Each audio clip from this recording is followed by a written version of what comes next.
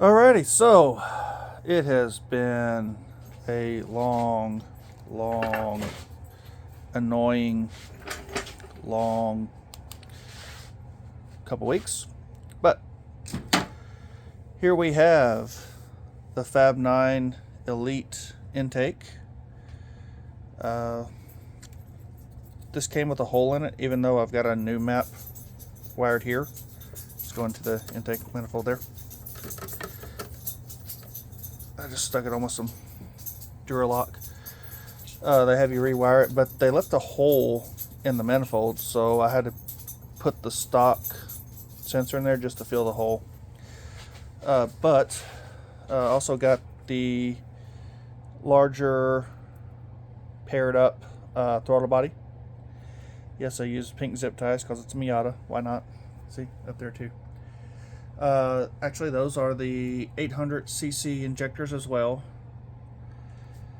Talked to the guys at Miata at Fab 9. They said to use until you get up 400 or something plus or higher horsepower to not worry about this deadhead type fuel system. The fuel rail was kind of a pain, and I'll show you in a second. But up under here, if you can kind of see in there, you do have a nice little hole in there. There's a radium, that little white thing is the radium baffle, dual baffle they recommend to get. But it is a nice little hole in there once you move the wiring harness out. When you take the power steering pump off, which is just 3 bolts, and of course the pulley there, or the belt, it's actually a lot of room in there. You can get your whole hand in there, and it makes service a lot simpler there. But that's the intake. And of course, I've just used the same mass, and then it goes down to the air charger, which is mounted right there. Just 2 bolts, so it goes in through that hole there that's already from the factory, because that's air intake from the factory. And then you got to cut a 3-inch hole on this side. And yes, it is close to here, which is why I have this rubber on here. Actually, the plug is down there where I cut it. There's the plug where I cut it. And I even cut it at 3.5, and I was worried about being a little too tight on this piece right here. And you notice I'm still really tight on it, but it's still really tight on it, even though I went as far to the left as possible, or this way as possible, without compromising this headlight bracket, and it's still pretty tight on there. I tried to push the piping over to the right a little bit when it come through the hole there, but it's about as far over as I could get it because of this right here. So blow off valve, I have not got this wired in yet. The Fab 9 unit has 4 ports underneath, and they give you 3 nipples, different sizes that you need, and one's a plug. So if you wanted to get another nipple, you could just get another, it's called an ORB nipple. It's just a nipple with an O-ring. This is taken off, and I had to cut this to get it to swivel, but that's going to go in there. And the crankcase PCV is routed in with the intake with a check valve, PCV check valve. They were telling me that it pulls a better vacuum from the manifold than it would a catch can. So I just routed it straight up from there with the PVC, and if you look, you can see the clamp for it, but you can't see. It's just an inline PCV valve for this guy.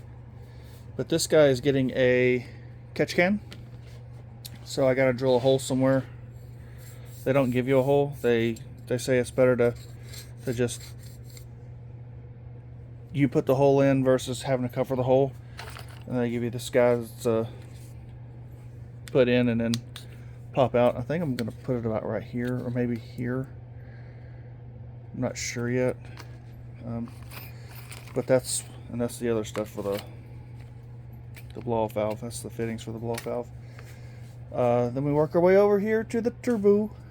This is the Pulsar GTX 2860, I think it is. It's the one for 2.5 because this is a 2.5 swap motor. That's why the sticker's there, because I had to take the counterbalances out and plug it up. This is a real pain in the ass to get, and obviously you can tell since the stuff's not on here, the hoses aren't on here. Where's my oil hose? I'm missing my oil hose. Anyways, oh, that's my oil. That's oil, and that's water. Oil, oil, oil, and notice it's got a resistor in there to keep the oil pressure down on here. Oil, water. There's another water back here. It's kind of hidden. See right there. And it goes down, around, and right here, right beside the hose, just keeps getting in the way, to the radiator return right here. And I went and got these 90s because it was a straight nipple out and it just wasn't laying right. But if you get a 90, AN10 to AN10 90, you can run it like this right here, and I kind of like the way this is ran because it's kind of nice and clean out the way there. And you see I had to do the same thing here because it just gives you a straight nipple out right here, and so I bought this nipple, this 90, so that I can set it in there and it'll lay like that once it gets in there. I haven't tightened it because I've got to purge the system. I haven't refilled the antifreeze. I haven't done any of the oil yet, so I don't feel like being dirty, so I haven't done any of that yet. But also this guy right here, you'll have to trim one of the side pieces way down, or else this elbow sticks like way out to here, and it's like way up here. I know it's kind of hard to see, but I've trimmed it so that way it sits below the hood line, I hope. It measures like it's going to. It's, you know, pretty even with that, actually lower than that, but you'll have to trim that down so that this will seat down far enough for hood clearance. Tighten all that down. You'll have to do a lot of reclocking. I say a lot of reclocking. It just took me a while to get the right magic angle, and then when I had the damn thing mounted, I still had to adjust the impeller side to get it to get the turbo to sit right, to get this angle here, because I was sitting about right here, and that was just way too high, and I was way over this impeller here, and this hose, even with it being trimmed, it was really high. Sorry about that. And so I had to reclock it downward some more. It's just loosening up these bolts here. They're 13 millimeter bolts, and I was able to, there's one that's on the back side here, it's a real pain, but I was able to get into that and get it moved down into position to where it sits now, and I like the way it's sitting now. You'll have to reclock. The last thing you'll want to do is put your oil return on, because this thing is right in the way. Fun times. You'll have to replace. You'll have to move, not replace. You'll have to move this bracket here, because once you reclock the turbo, it's gonna be it's going to just be all in the way. It's going to be like sitting over here, and obviously it needs to be down here because this rod's got to go here. There is a preload to this. When I reclocked it, I was able to stay at, it was just enough to where I could not have to mess with this too much. And I'm still at the top there, but I'm still got a good gap, so I'm gonna see, and it's in the closed position, so that's not terrible, not great, but it's still acceptable, because keep in mind it's going to go that way. Then there's the turbo guy here. 5 of these things here. You will have to jack the motor back up to get this downpipe connected to the exhaust down there, because it just does not want to mount up. And the best thing I did from jump was took the alternator off. I know you can't really see it there, but I took the alternator off.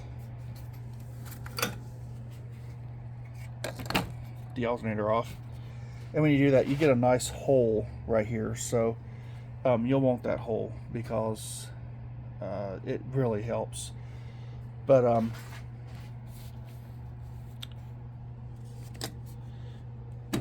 that'll help you out a lot, because you can. I also went with where is it at? I'll only put one of the studs in because I had to. The rest are bolts, as you see. Bolt there, and there's obviously the bolts down below. With it all being put together, I meant to do a video earlier, but you can't really see it, but they're all bolts now, except for that one. That's a stud. And then of course the oxygen sensor's down there. He's reconnected down there. Oil reconnected. I just gotta do a purge to fill the oil lines on it so that it doesn't run dry for however long it takes to get oil pressure up there. The other real bastard games that was played with this turbo